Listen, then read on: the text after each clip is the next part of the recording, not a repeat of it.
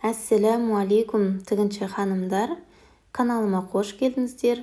Бүгін сіздерге осындай әдемі ханшайымдарымызға арналған ободоктың жасалу жолын көрсететін боламын. Өте қарапайым, оңай, қолжетімді заттармен жасалады.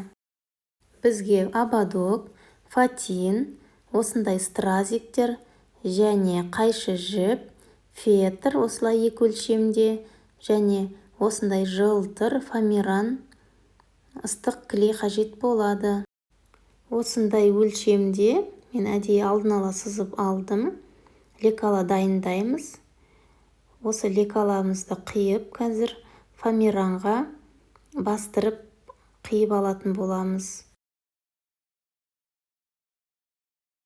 Мінекей мен қиып алдым. Енді ободогымызды жасауға кірісеміз. Алдымен фатинімізді екі бүктеп, қарапайым ақ ине жіппен осылай көктеп, үлкен қылып тігіп аламыз. Осы тіккен фатинімізді 6 сантиметрлік ең үлкен фетріміз бар ғой, соған шетіне осылай орналастырамыз әдемілеп. Ине жібімізбен тағы да ілдіртіп, әдемілеп тігіп аламыз.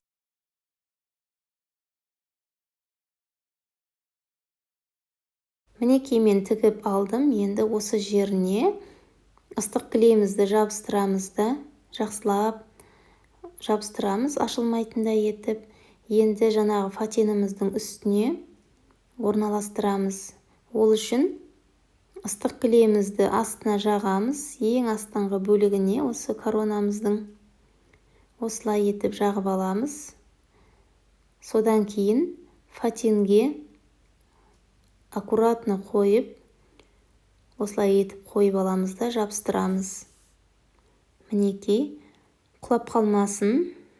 Енді осы жеріне әдемілік үшін стразымызды жабыстыратын боламыз. Ол үшін клейімізді осылай жағамыз. Сол жерге стразымызды жабыстырамыз. Бұл әдемілік үшін жабыстырамыз. Бұл жерде әркім өзінің қалауымен, қалаған моншақтармен жабыстырсаңыз да әсемдеуіңізге болады. Ендігі кезекте мен осы жеріне өзімнің қолда бар, үйде бар розовый тастарды жабыстырғым келіп тұр. Бұл да өздеріңіздің қалауларыңыз бойынша әсемдейсіздер. Енді осы жеріндегі тігістері көрінбес үшін фатиніміздің 5 сантиметрлік фатинімізге осылай ыстық желім дейміз, клейімізді жағып. Енді коронамыздың ішіне абайлап, аккуратно жабыстырып аламыз. Шамалы желім жабысуы үшін кішкене күтеміз. Содан кейін ободогымыздың сол жақ бөлігіне осы коронамызды орналастыруымыз керек болады. Ол үшін ыстық клейімізді бір шетіне осылай жағамыз да коронамызды орналастырамыз. Ендігі кезекте осы астындағы клейлер көрінбес үшін үшінші бөлігіміз бар, о фетріміз 6 сантиметрлік, соған клейді жабыстырып, клейді жағамыз осылай. Содан кейін коронамыздың астына әдемілеп осылай жабыстырып аламыз.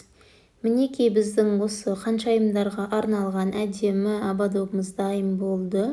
Егер де менің видеом сіздерге ұнаған болса, лайк басып, комментарий қалдыруды ұмытпаңыздар. Каналға міндетті түрде тіркеліп алыңыздар.